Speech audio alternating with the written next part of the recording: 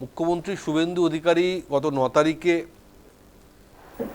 অনুষ্ঠান থেকে আরজিকরের দ্বিতীয় বর্ষ পূর্তি অনুষ্ঠান থেকে যে ঘোষণা করেছেন এবং নতুন করে আরজিকর ফাইল খোলার কথা বলেছেন, যেখানে তদন্ত করে দেখা হবে যে সৎকারের সময় পানিহাটি শ্মশানে কারা ছিলেন এবং কিভাবে এত তড়িঘড়ি এই দেহকে সৎকার করা হলো। নিশ্চয়ই এর মধ্যে কোনো একটা উদ্দেশ্য ছিল, এবং না হলে একজন বিধায়কের সেখানে উপস্থিত থাকার কথা নয়, একজন কাউন্সিলর থাকার কথা নয়, যাদের সঙ্গে রাজনীতির কোনো যোগ নেই। তাহলে এই লোকগুলো কেন সেখানে হাজির ছিল? এবং ভিআইপি বডি আসছে, তাকে দ্রুত পুড়িয়ে দিতে হবে, এই তথ্যটাকে সামনে রেখে শ্মশানের অপারেটরকে কনভিন্স করিয়ে দ্রুততার সঙ্গে সব করিয়ে দেওয়া, এর পিছনেই তো কিছু আসল রহস্য লুকিয়ে রয়েছে। শোনো, দেখুন, একটা পরিষ্কার কথা হচ্ছে যে এই একটা সেন্সিটিভ ইস্যু, এবং এই ঘটনা ঘটার পর তৃণমূল কি কি পদক্ষেপ নিয়েছিল সেটা প্রত্যেক জনগণ, প্রত্যেক শহরবাসী, প্রত্যেক দেশবাসী, সারা পৃথিবী ব্যাপী প্রত্যেকটা মানুষ দেখেছিল যে একটা সরকারি জায়গায় একটা এরকম ঘটনা ঘটার পরে রাতারাতি প্রমাণ লোপাট করার জন্য কিভাবে যেখানে এই ঘটনাটি ঘটেছিল আরজি করে সেই ঘরটা পর্যন্ত ভেঙে ফেলা হয়েছিল সরকারি অনুমোদনে। সরকারি জায়গায় সরকারি ঘর ভেঙে ফেলা হয়েছে যেখানে ঘটনাটা ঘটেছে। তা প্রমাণ লোপাটের জন্য সরকারিভাবে যা কিছু করা যায় তৎকালীন তৃণমূল সরকার সেইগুলো করেছে। তৃণমূল বরাবর যে চোর চিটিংবাজ জোচ্চোরের দল, এবং তারা যেভাবে প্রশ্রয় দিয়েছিল যে কোনো ঘটনা, সে চুরি জোট চুরি থেকে শুরু করে তোলাবাজি থেকে শুরু করে প্রত্যেকটা বিষয়, এবং দুর্ভাগ্যের ব্যাপার এই ধর্ষণের ব্যাপারেও তারা পিছিয়ে ছিল না। এবং ধর্ষণ অনেক জায়গায় হয়, বিজেপি শাসিত রাজ্যেও অনেক সময় শোনা যায় কোনো ধর্ষণ হয়েছে। ধর্ষণের বিষয়টা অত্যন্ত দুঃখজনক, দুর্ভাগ্যজনক। এই শিক্ষিত, এই 2026-এ দাঁড়িয়ে শিক্ষিত সমাজের বুকে দাঁড়িয়ে এই ঘটনাটা অত্যন্ত দুঃখজনক হতে পারে।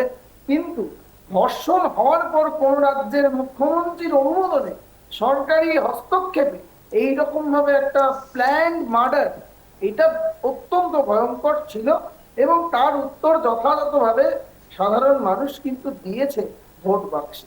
এবং এর পরে পরের যে বিষয়টা, এই ফাইল উন্মোচিত হওয়ার দরকার, প্রয়োজন, সেটা মুখ্যমন্ত্রী, বর্তমান মুখ্যমন্ত্রী শুভেন্দু অধিকারী বাবু মঞ্চের উপর দাঁড়িয়ে জনসমক্ষে প্রেস মিডিয়ার সামনে বলেছে।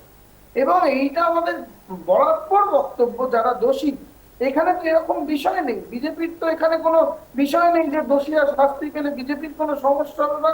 এরকম ঘটনাকে বিজেপি কোনোদিন আড়ালই করবে না। যেখানে দেখা গেছে দলের কেউ তোলাবাজির সঙ্গে যুক্ত থাকলে তাকে শোকজ করা হয়, তো এইটা তো একটা অনেক বড় ইস্যু। তো সেইখানে বিজেপির কেউ দোষারোপ হওয়ার কোনো বিষয় নেই, এবং এইটা যথাযথ ব্যবস্থা নেওয়ার জন্য শুভেন্দুবাবু মঞ্চ থেকে বলেছে। আর তার থেকেও বড় বিষয়, মা তো সব পৃথিবীতে সব থেকে একটা নিরাপদ স্থান সন্তানের জন্য।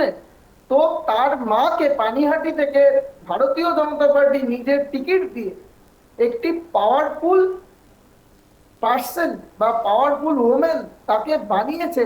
অর্থাৎ অভয়ার মাকে সেই জায়গা দেওয়া হয়েছে যাতে তার মেয়ের বিচার করার জন্য একজন সাধারণ মানুষ আর একজন এমএলএ, অবশ্যই এমএলএ এর ক্ষমতা অনেক বেশি সামাজিকভাবে, তার পশ্চিমবঙ্গের প্রশাসনের একজন সরকারি দল ভারতীয় জনতা পার্টি বর্তমানে যে পশ্চিমবঙ্গে সরকার চালাচ্ছে, তো সেই দলের একজন জনপ্রতিনিধি হয়েছে তার মা, অভয়ার মা। অর্থাৎ বিচার চাওয়ার জন্য, বিচার ব্যবস্থার উপর বিশ্বাস রেখে তার অনেকটা ক্ষমতা রয়েছে বর্তমানে যে নিজের মেয়ের বিচার নিজের করার ক্ষেত্রে। তো তাকে সেই জায়গাটা, সেই প্ল্যাটফর্মটা কিন্তু অন্য কোনো দল দেয়নি, সেটাও ভারতীয় জনতা পার্টি দিয়েছে। কারণ ভারতীয় জনতা পার্টি মনে করে যে সমস্ত প্রমাণ লোপাটের পরেও এই তদন্তটা হওয়ার প্রয়োজন, যে প্রমাণ লোপাট যারা করলো সেইখান থেকে কান কিন্তু টানলেই কিন্তু মাথা কিন্তু বেরিয়ে আসবে। কিন্তু এইটা সৌনক ভারতীয় সৌনক আমার জনতা এখানে পার্টির একটা মনে প্রশ্ন করে। আছে, তাহলে সিবিআই কি কাজ করলো? সিবিআই একটা প্রিমিয়াম কেন্দ্রীয় এজেন্সি, তাদেরকে দায়িত্ব দিয়েছিল আদালত, তাহলে তারা না না, তারা এই কেন জায়গাটা আমি পারছিল না বলছিলাম যে বা পারছে না আসল অপরাধীকে ধরার জন্য? ধরতে পারছে না কেন? সিবিআই তদন্তে যাওয়ার আগেই আমি একটা কথা বলি, সেইখানে পুলিশকে দাঁড় করিয়ে রেখে সেই রাত্রে প্রমাণ লোপাটের জন্য কি হয়েছে আপনারাই তো বিবেচনা করেছেন, দেখিয়েছেন, বারবার শো করেছেন। আপনাদের চ্যানেলে নিউজ টাইমেও এরকম অনেক শো হয়েছে যেখানে এই তদন্ত সম্পর্কে বিশ্লেষণ এবং আলোচনার আয়োজন আপনারা করেছেন।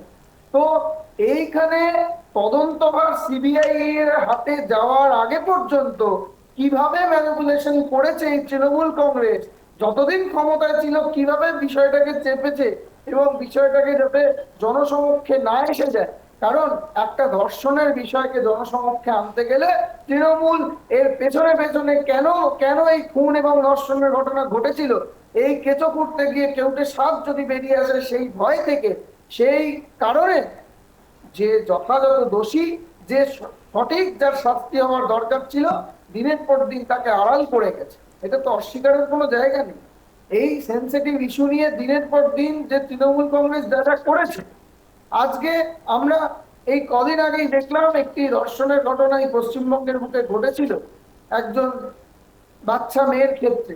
তো তারপরে দেখলাম, আমরা মনে করতাম যে যেভাবে যোগীজি ইউপিতে ট্রিটমেন্ট করে ঠিক সেইভাবেই এই পশ্চিমবঙ্গেও ট্রিটমেন্ট হোক, এবং হয়েছে। বন্দি পালাতে গিয়ে বন্দি পালিয়ে যাচ্ছিল, সেই টাইমে পুলিশ গুলি চালাতে বাধ্য হয়েছে।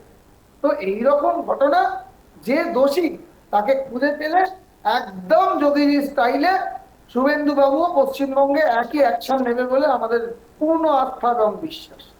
বেশ। তার জন্য সিবিআই এর তদন্তের যে বিষয়টা বললেন, সিবিআই তদন্তভার নেওয়ার আগেই কিন্তু সমস্ত কিছু লোপাট, তথ্য প্রমাণ লোপাট, ডিএনএ যেন কোনো একটি টুকরো না পাওয়া যায় তার জন্য পুরো ঘরটাকে ডেমোলিশ করে দেওয়া হয়েছিল, যে যাতে ঘরে কোনো চিহ্ন না পাওয়া যায়। এবং তখন সরকারের তৃণমূল কংগ্রেস ছিল।